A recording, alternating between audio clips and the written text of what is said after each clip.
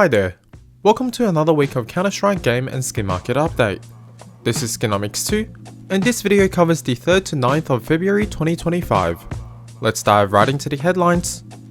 Starting with the Armory Pass.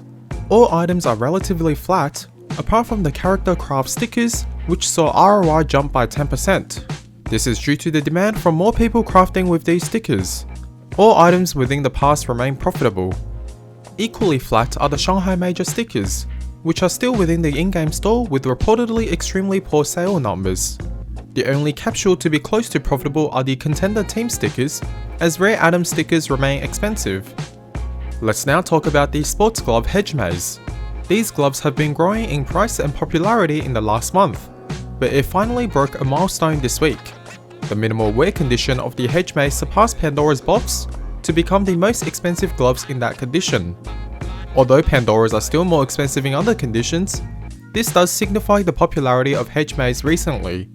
The rise in popularity coincides with more demand for Gamma Doppler knives, which pair very nicely with them. Next, we have the biggest piece of drama this week coming from a podcast episode between Thorin, Moe Snake, and Zeus. Zeus was previously the coach for Liquid between December 2023 and June 2024. He is most well known for winning 2 majors in 2016 with Luminosity and SK Gaming. The podcast was basically an expose piece for both Twists and Liquid. For Twists, the main talking points included him kicking Cadian and Zeus, as well as considering kicking Nav and rejecting Elige's return to Liquid. Twist also reportedly took his ex-teammates to an NBA game on Liquid money and commented South Americans being lazy. For Liquid, Zeus spoke about the team not giving him the ability to change things tactically, as well as attempting to sign Tier 2 players Breeze and Cirque in 2024. Later in the week, Twist's wife replied to the allegations by rebutting the claims, to which Zeus both apologized to, as well as fought back on. I think you have to take both sides with a grain of salt. Although Liquid does definitely appear to have structural problems. Reminds me of Man United, to be honest.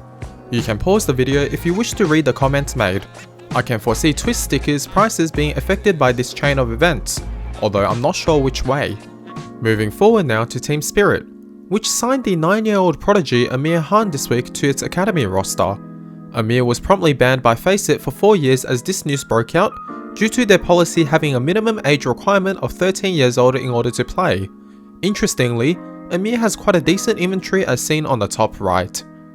Gamer Legion put forward a complaint this week on the Valve ranking system, or VRS, which costed them invites for several events. The reason is that VRS points work partly on the basis of prize money, and as they have advanced further into IEM Katowice than Furia, they received their prize money a bit later. The cutoff date for VRS for several events were in between these matches, which meant Furia qualified ahead of Gamer Legion because they played worse in IEM Katowice, which is unfair. Now, for some sad news from the UK, the esports organisation Endpoint announced the end of their Counter-Strike roster, a week after the end of Into the Breach. This means there are no UK teams remaining in the top 50 ranking. Leetify published some very curious statistics this week. The least played map in Premier this season has been revealed to be the new map Train.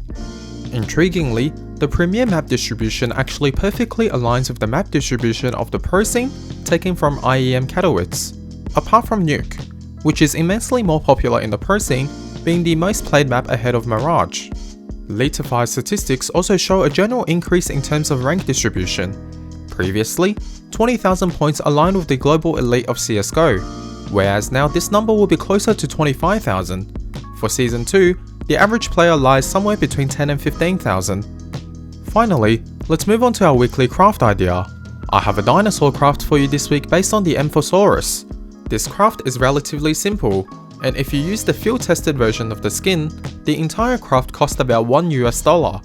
Simply place a chomper sticker and a quick peek sticker as shown on screen, and scrape to the desired effect.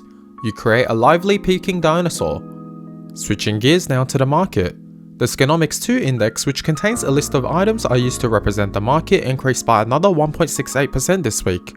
The past week has seen more players jumping back into the game with Season 2's release. The eSports Fire Index, which contains a list of 300 high-value liquid items, shot up as well. The degree of increase was incredibly more significant, which is great news. Moving on to the value of trade and trade volume data sourced from itrade.gg. On buff, the The volume declined from the peak set by the Chinese New Year, however, it still remained a level higher than before. CS float volume and value data also sourced from iTrade.gg saw a similar trend, although as less users celebrate the festival on float, the peak was less significant. Overall, the trend remains upwards. Now, let's break the skin market movements down into categories. Starting off with knives and gloves, we saw rises here apart from the Vise gloves, which fell as Hedge mazes took the attention away. Higher tiered weapon skins also increased apart from a slight setback from the market overreacting to the A4 adjustments last week. Agents appear to have stabilized even more now, with a mixture of ups and downs. Last but not least, we saw affordable weapon skin segment decline slightly overall, but there is nothing to be concerned about. Moving on, according to CS2 case tracker, case unboxing numbers have continued to increase at an impressive rate, reaching 5.5 million in the last week. This is in line with the slight player increase from people coming back for Premier Season 2. As case prices have already increased over the past few weeks, this week, non-active case prices did not move significantly. The same trend extends towards active cases, albeit these cases are more volatile due to their lower absolute prices.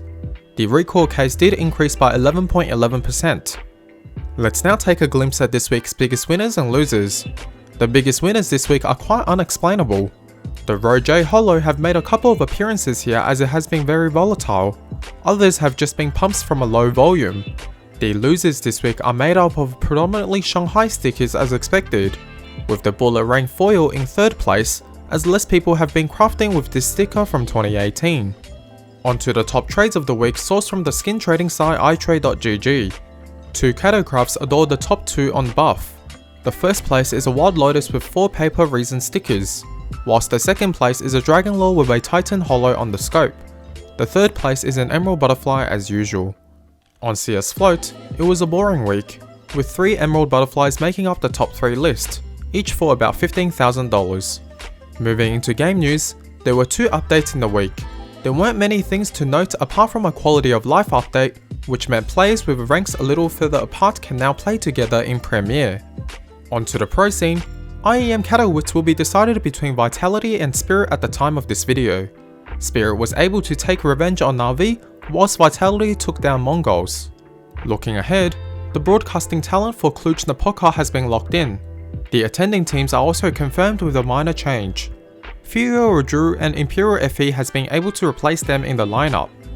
This may be one of the final chances for this female team to prove themselves in Tier 1, as their ranking will drop out of Tier 1 if they lose here. In other news, the North American-based Noun players are to go without a salary as the organisation failed to secure critical funding needed.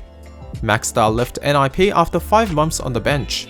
3D Max removed the Joko for the first roster change for almost a year. I am still open to skin donations, and a reminder to join my Discord. Please like, share and subscribe. On that bombshell, that was all for this video. Thank you very much for watching and see you in the next one. Bye.